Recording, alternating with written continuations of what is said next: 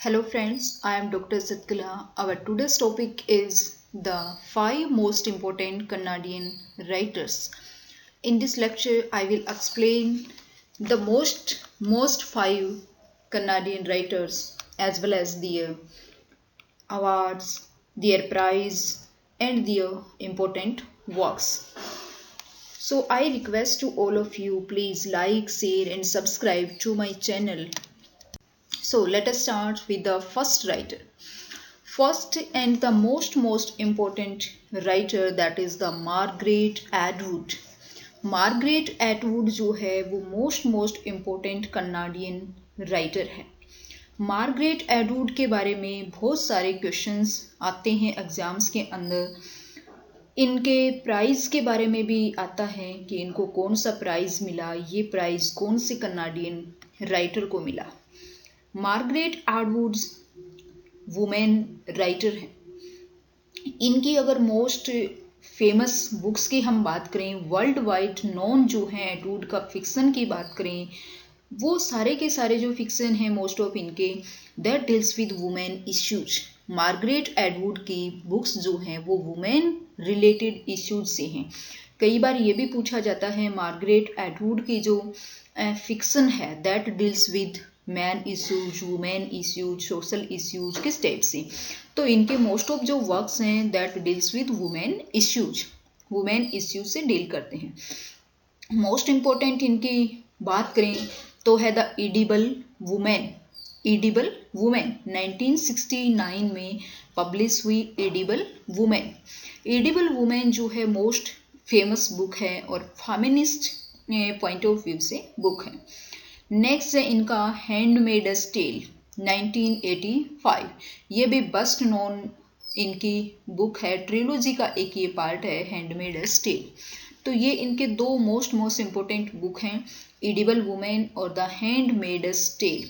Edible women publish हुई 1969 में और हैंडमेड्स टेल पब्लिश हुई 1985 में. तो ये दो मोस्ट इम्पोर्टेंट इनके बुक हैं. अब इनकी बात करते हैं कि इनको कौन से अवार्ड्स मिले, कौन से इनको प्राइज मिले. तो इनको बुकर प्राइज मिला 5 times. How many times? 5 times. ये भी क्वेश्चन आता है कि कितनी बार जो है इनको प्राइज मिला. तो मार्गरेट एटवुड गोट 5 टाइम्स बुकर प्राइज मिला. दूसरा एक इनको वुमेन्स प्राइज फॉर फिक्शन इनको मिला ऑरेंज प्राइज है, ये वुमेन्स का प्राइज फॉर फिक्शन के लिए दिया जाता है. तो ऑरेंज प्राइज भी इनको मिला. तो इनको ऑरेंज प्राइज मिला और बुकर प्राइज मिला 5 टाइम्स. तो ये है मार्गरेट एटवुड के बारे में. इनकी कुछ मोस्ट इंपोर्टेंट क्योट्स भी हैं. A word after a word is power. एक वर्ड के बाद दूसरा वर्ड, तीसरा वर्ड हम बोलते हैं तो वो क्या बन जाती है, हमारी पावर बन जाती है. तो इस प्रकार से ये था मार्गरेट एटवुड के बारे में. याद रखना है दो इंपॉर्टेंट इनके work, edible women, handmaid's tale, 5 times Booker prize और ऑरेंज प्राइज. इनके जो फिक्शन है that deals with women issues, that is about Margaret Atwood. Next है हमारा एलिस मुनरो. एलिस जो मुनरो है वो भी मोस्ट इम्पोर्टेंट वुमेन राइटर है और ये फर्स्ट कनाडियन वुमेन है टू गोट पुलिट्जर प्राइज पाने वाली पहली फर्स्ट कनाडियन वुमेन है. तो ये इनका पार्ट था. इसके अलावा और अवार्ड इनको मिला, नोबेल प्राइज मिला है लिटरेचर के लिए इन 2013 में. मैन बुकर इंटरनेशनल प्राइज इनको मिला है. नोबेल प्राइज इनको मिला है शॉर्ट स्टोरीज के लिए. तो ये एलिस मुनरो जो है मोस्ट इम्पोर्टेंट वुमेन राइटर हैं. लाइक मार्गरेट एटवुड की ही तरह इनको नोबेल प्राइज मिला है शॉर्ट स्टोरीज के लिए. फर्स्ट कनाडियन है पुलिट्जर प्राइज पाने के लिए. इंटरनेशनल प्राइज भी, मैन बुकर इंटरनेशनल प्राइज भी इनको मिला है. अगर हम बात करें इनके वर्क्स की तो dance of the happy shades 1968 में इनका पब्लिश हुआ. Dance of the happy shades 1968 में. The bear came over the mountain ये इनका पब्लिश्ड हुआ. कलेक्शन ऑफ हेडशिप के साथ में, फ्रेंडशिप के साथ में, कोर्टशिप के साथ में 2001 में. तो ये इनका था वर्क. इनके dance of the happy shades dance of the happy shades 1968 में। आप साथ साथ में आप नोट्स भी बना सकते हो, because I selected the most important works with the most important Canadian writer.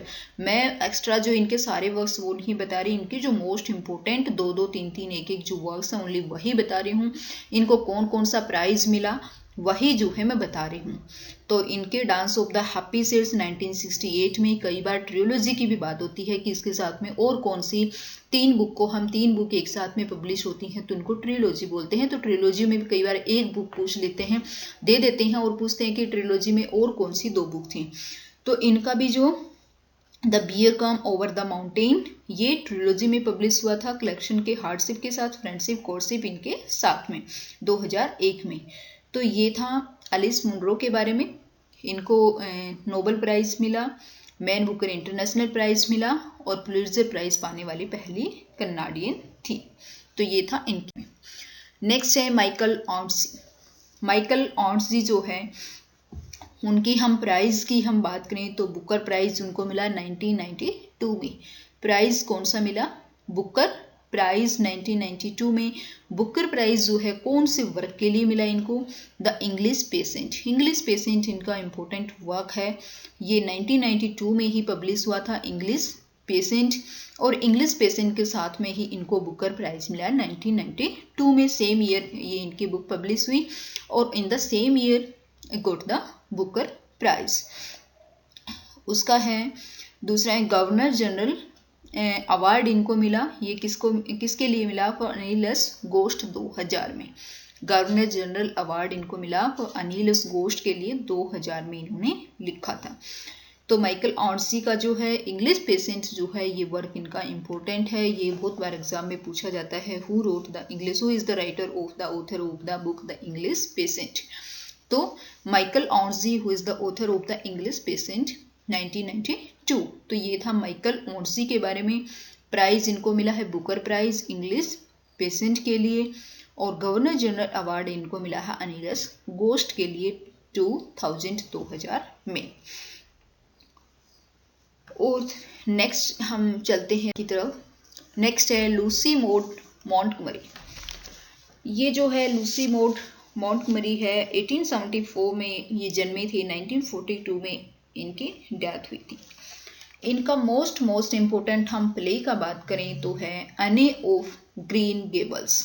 एने ऑफ ग्रीन गेबल्स इनका मोस्ट इम्पोर्टेंट वर्क है, Anne of Green Gables. ANNE Anne of Green, हरे वाला green, GREEN, Green Gables GABLES, Green Gables. इसके ऊपर movie भी बनी हुई है, there is a movie on it, play Anne of Green Gables. तो इसके बारे में बहुत ज़्यादा नहीं है लूसी मॉड मॉन्टगमरी के बारे में। इनका बस ये इम्पोर्टेंट वर्क ही है एनी ऑफ ग्रीन गेबल्स, और इसके ऊपर जो है मूवी भी बनी हुई है।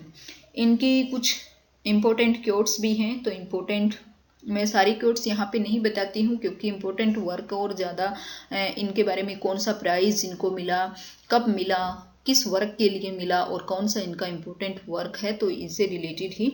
तो फिर भी इनकी एक इम्पोर्टेंट क्योट है, tomorrow is always fresh with no mistakes in it. कहते टुमारो जो होगा ऑलवेज फ्रेश ही रहता है with no mistakes in it. अगला दिन नेक्स्ट जो आता है बिल्कुल फ्रेश आता है हमारे सामने मॉर्निंग में, तो उसमें कोई भी मिस्टेक्स नहीं होती, लेकिन बाद में फिर हम जो कुछ भी एक्शन करते हैं, कुछ भी हम काम करते हैं, तो उसके साथ साथ में मिस्टेक्स जो है वो ऐड होती जाती हैं। जैसे हमारा मोडेक रिचलर। मोडेक जो रिचलर है उसके भी कुछ प्राइज हैं और कुछ इम्पोर्टेंट उनकी बुक्स भी हैं। तो मोडेक रिचलर जो है 1931 में जन्मे, 2001 में इनकी डेथ हुई थी। इनके लिए जो बुक्स हैं द अप्रेंटिसशिप इनकी इम्पोर्टेंट बुक है, 1959 में इनकी पब्लिश हुई है। नेक्स्ट है बार्नेस वर्जन 1997 में, और सोलोमन गर्स्की 1989 में। सोलोमन जो गर्स्की है उसके लिए इनको मिला था Man Booker Prize. Solomon Gursky 1989 में he got Man Booker Prize for Solomon Gursky. Solomon Gursky के लिए इनको मैन बुकर प्राइज मिला था। तो ये था मोडेक रिचलर के बारे में। मोडेक रिचलर का जो है अप्रेंटिसशिप इनका है 1959 में इम्पोर्टेंट वर्क है। बार्नियस वर्जन है, ये भी इम्पोर्टेंट है। सोलोमन जो है ये ज़्यादा इम्पोर्टेंट है दोनों की बजाय। सोलोमन गर्स्की 1989 में, और सोलोमन गर्स्की के लिए इनको प्राइज मिला Man Booker Prize. He got Man Booker Prize for मॉडर्न रिचलर। तो ये हमारे थे 5 मोस्ट इम्पोर्टेंट कनाडियन राइटर्स थे। मार्गरेट एटवुड और एलिस मुनरो, ये 2 वुमेन राइटर्स थी, और दोनों ही जो है मोस्ट इम्पोर्टेंट हैं। मार्गरेट एटवुड, एलिस मुनरो दोनों ही टॉप के आते हैं कनाडियन, उनमें जब जिक्र होता है। माइकल ऑन्ट्जी जो है वो भी इम्पोर्टेंट हैं, और ये तीनों भी जो हैं, मॉन्टगमरी भी इम्पोर्टेंट है। मॉडर्न रिचलर जो हैं वो टॉप के जो हैं कनाडियन राइटर्स हैं। कोई भी क्वेश्चन होता है तो या तो मार्गरेट एटवुड से पूछा जाता है, एलिस मुनरो से पूछा जाता है, माइकल ऑन्ट्जी से पूछा जाता है रिचलर, या फिर मॉन्टगमरी से पूछा जाता है। तो मेरे हिसाब say that lecture will be most beneficial for you for any exams that Canadian literature is added in the syllabus। अगर सिलेबस में कनाडियन लिटरेचर ऐड किया गया है तो इन 5 से आपको बहुत ज़्यादा हेल्प मिलने वाली है। So thanks a lot, and again request, please like, share and subscribe to my channel. Thanks a lot.